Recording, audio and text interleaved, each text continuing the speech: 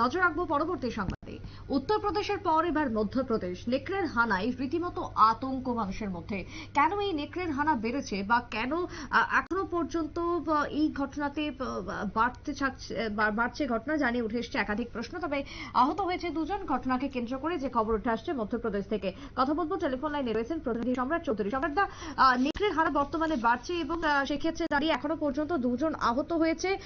ইতিমধ্যে কি পদক্ষেপ নেওয়া হয়েছে এই ঘটনার পরিপ্রেক্ষিতে? মধ্যপ্রদেশের বর্তমানে অবস্থা কিরকম? সুপ্রীতি, গত কয়েকদিন ধরে আমরা উত্তরপ্রদেশ থেকে যে খবর শুনতে পাচ্ছি, মানে নরখাদক, এতদিন তো নরখাদক বাঘের নাম শোনা গিয়েছে।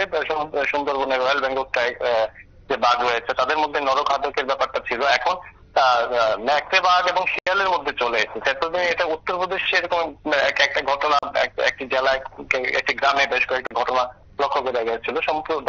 গতকাল যেটা হয়েছে সেটা হচ্ছে মধ্যপ্রদেশে শিহর জেলার লোকালয়ে একটি নেকড়ে সোমবার সন্ধ্যায় একটি নেকড়ে চলে আসে এবং দুজন ব্যক্তিকে আহত করে।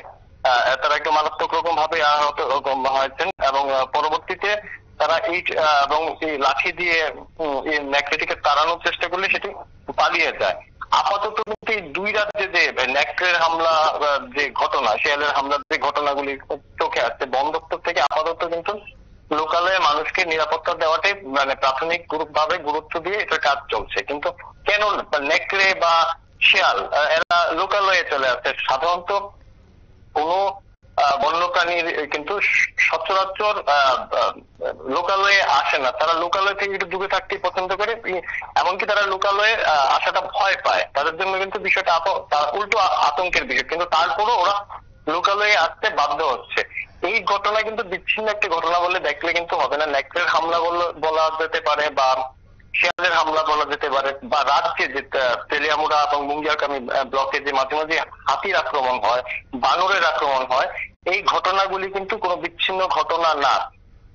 পশুগুলি আলাদা আলাদা হলেও এদের কিন্তু মূলত একটি কারণেই, যারা পশু পাখি বিশেষজ্ঞ তাদের কিন্তু যে বক্তব্য, তাদের কিন্তু বক্তব্য একটাই, জঙ্গলে খাদ্যের অভাব থেকেই তারা কিন্তু ছুটে আসে লোকালয়ের দিকে। এবং লোকালয়ে এসে যেটা হয়, তারা গোটা ব্যাপারটা, বনের পরিবেশ আর লোকালয়ের পরিবেশ তো একরকম থাকে না, গোটা ব্যাপারটা গুলিয়ে ফেলে আতঙ্ক থেকে কিন্তু তারা হামলা এবং পাল্টা হামলার ঘটনাগুলি সংঘটিত করে থাকে। মধ্যপ্রদেশে মানে এই যে বন্য পশুদের আক্রমণ বাড়ছে, তাতে করে কি বন্যের পশুরা সেখানে সেফ না? তার জন্য কি লোকালয়ে প্রবেশ করছে? আর লোকালয়ে প্রবেশ করা মানে খাদ্যের সন্ধানে তারা ঘুরছে।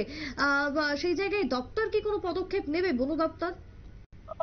না, দেখো, ভারতবর্ষের বিভিন্ন রাজ্যে ঘটনাগুলি ঘটে আসছে, কিন্তু সমস্যা হচ্ছে শুধু সাময়িক যে নিরাপত্তার ব্যাপারটা, মানে বন্যপ্রাণী থেকে মানুষকে নিরাপত্তা দেওয়ার ব্যাপারটা, ওই পর্যন্তই কিন্তু বন দপ্তরের উদ্যোগ লক্ষ্য করা যায়। কিন্তু কি কারণে এই সমস্যাগুলি হচ্ছে তার সঠিক কারণ অনুসন্ধান করে সমস্যার সমাধান দেওয়া তা কিন্তু হচ্ছে না। এবং লক্ষ্য করার বিষয় হচ্ছে ভারতবর্ষের বিভিন্ন রাজ্যে এই ঘটনাগুলি দিন দিন বাড়ছে। এবং এটা মূলত যে সমস্যাটা হয়, জঙ্গলে খাদ্যের অভাব, বিশেষ করে বন ধ্বংসের কারণে গাছপালা যেরকম ভাবে কমছে, মাংসাশী প্রাণীগুলোর জন্য অন্য উল্টো দিকে ভাবলে মাংসাশী প্রাণীগুলোর জন্য কিন্তু ছোট প্রাণীর সংখ্যা কমে যাচ্ছে, তৃণভোজী প্রাণীগুলির সংখ্যা কমে যাচ্ছে। এবং এতে মানে শারীরিক ভাবে আমাদের একটা জৈব বৈচিত্র্য বা ইকো সিস্টেম আমরা বলে থাকি, সেটা কিন্তু নষ্ট হচ্ছে। নষ্ট হওয়ার ফলে কিন্তু বন্যপ্রাণীগুলি লোকালয়ে চলে আসে এবং এরা বন্যে নিরাপদ খাদ্যের অভাব থেকে আসে, নিরাপত্তার অভাব থেকে আসে না। কিন্তু একটা জিনিস লক্ষ্য করতে হবে, যখন বন্যপ্রাণীগুলি লোকালয়ে আসে তারা কিন্তু নিরাপত্তার ঝুঁকি নিয়েই কিন্তু আসে, এবং সেই নিরাপত্তার ঝুঁকি থেকেই কিন্তু এই আক্রমণ পাল্টা আক্রমণের বিষয়গুলি একে একে সংঘটিত হয়। আমাদের একটা জিনিস মাথায় রাখতে হবে, আমরা যে নেকড়ে বা হাতি বলো, বানর বলো, শিয়াল বলো, বা যখন বাঘও চলে যাচ্ছে, তাদের কিন্তু মানে চাহিদা খুব সীমিত, খাদ্য এবং বাসস্থান, এর বাইরে কিন্তু ওরা খুব একটা বেশি ভাবে না, বা ওদের ভাবার মতো ওদের সেই অবস্থানও নেই, বা ওই প্রাণীগুলির কিন্তু অতটুকুর মধ্যেই তাদের সীমাবদ্ধ থাকে। সুপ্রীতি, একেবারে তাই। ধন্যবাদ তোমায় সম্রাটদা। কথা বলছিলাম প্রতিনিধির সাথে। তবে ইতিমধ্যে এই নেকড়ের খোঁজে গঠন করা হয়েছে একটি বিশেষ টিম, এবং নেকড়ের খোঁজে এই টিম কাজ করে চলেছে বা এই দল কাজ করে চলেছে। মধ্যপ্রদেশের ঘটনাতে রীতিমতো উদ্বেগ বাড়ছে দেশ জুড়ে। ছোট্ট বিরতির পর ফিরে আসবো, সঙ্গে থাকুন।